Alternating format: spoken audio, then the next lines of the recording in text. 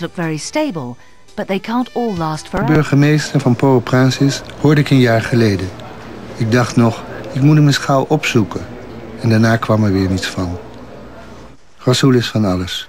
Wiskundige, kenner van de Franse literatuur, historicus, dichter, schrijver, cineast.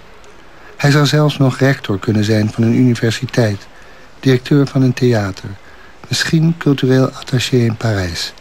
Maar politicus, nee. Dan vult mijn televisiescherm thuis zich met verontrustende beelden van Haiti.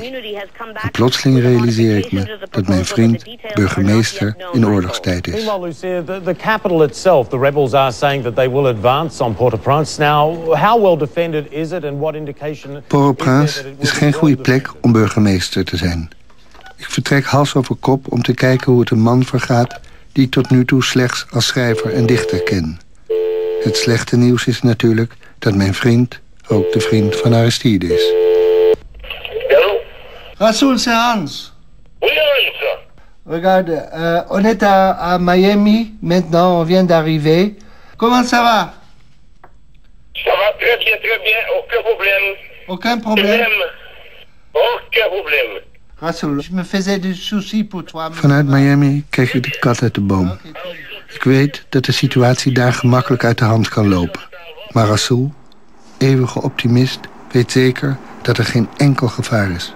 Oké dan, vlucht American Airlines 377, Miami Port-au-Prince. Ik kom eraan. Son Excellence, Jean-Bertrand Aristide. Mijn eerste blik op Rasoul is even wennen. Mijn vriend, die altijd opgejaagd werd door militairen en gezagsdragers, is nu gezagsdrager op de eerste rij in het paleis van president Jean-Bertrand Aristide. Rasoul te midden van zijn vroegere vijanden. Attention! Attention!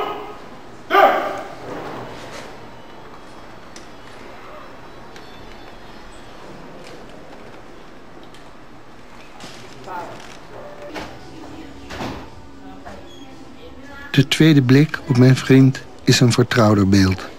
Rasoul met zijn pen, een stukje papier, een idee, een droom, een gedicht.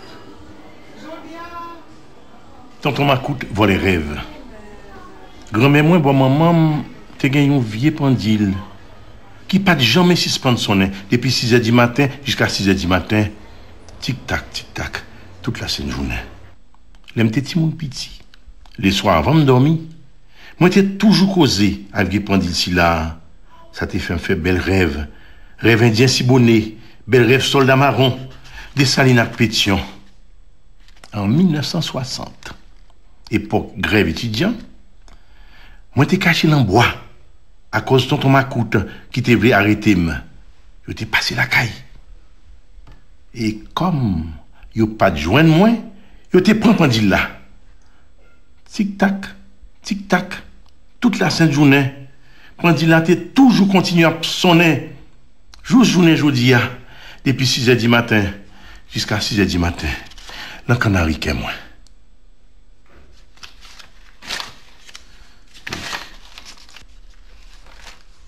Comment un poète est-il devenu politicien?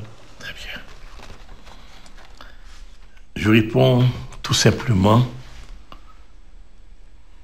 que le poète est demeuré le poète. Il est entré dans la politique parce qu'il est poète, parce qu'il aime la vie, parce qu'il rêve le bonheur.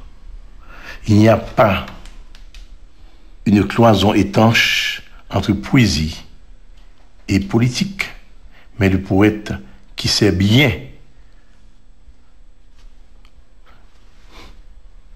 J'arrête.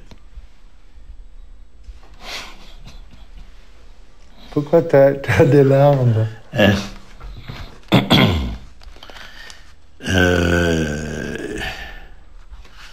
Parce qu'il y a une image qui est venue tout de suite.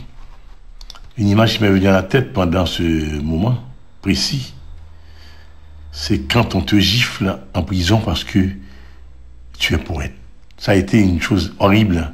Quand j'ai entendu ça d'un bourreau qui m'a dit « Ah, vous êtes poète. » Eh bien voilà, tac. Ça veut dire que vous voulez changer les choses de la politique du gouvernement. Tac. Parce que tu penses qu'avec ta poésie, on peut déchouquer le gouvernement en place. Et c'était des coups de poing, des gifles, des insultes.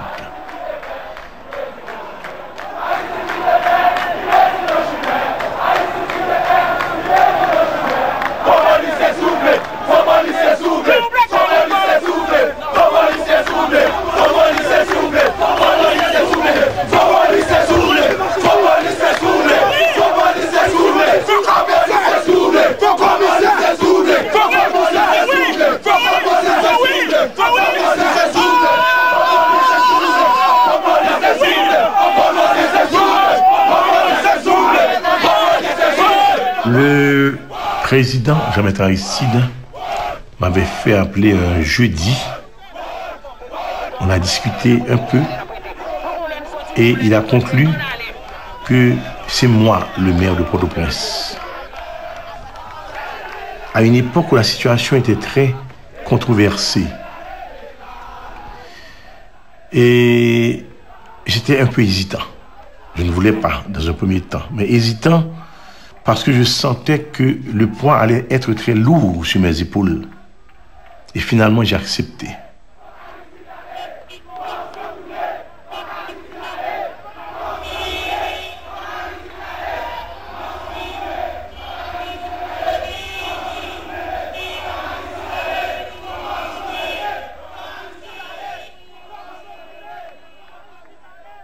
The mayor of Port-au-Prince is in contact with me as a local authority. I do believe rich and poor need democracy. En dan komt er nog een derde herinnering aan vroeger. Rasoul als balling in Bobigny, voorstad van Parijs.